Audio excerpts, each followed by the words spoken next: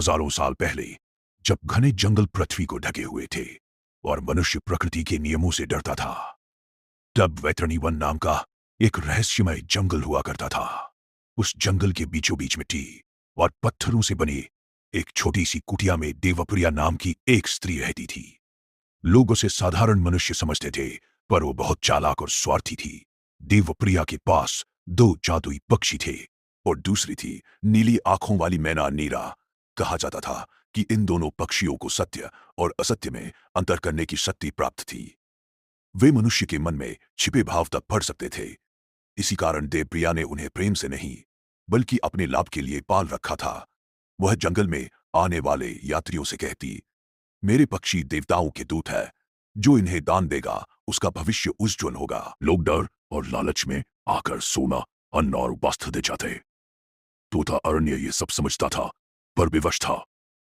मैना नीरा हर दृश्य को चुपचाप देखती और मन ही मन दुखी होती। एक दिन दूर देश से एक युवा यात्री जंगल में भटकता हुआ उस कुटिया तक पहुंचा। उसकी आंखों में छल नहीं, बल्कि थकान और सच्चाई थी। मेरे पक्षियों को दान दो, उसने कहा। तोते ने या विश्वास से दिया जाए। देवप्रिया चौंक गई। उसने कभी नहीं चाहा था कि तोता सच बोले। वह क्रोध में फुसफुसाई, चुप रहो, कैद करता है वह स्वयं बंधन। मीरा ने धीरे से कहा, जो सत्य को कैद करता है वह स्वयं बंधन में जीता है।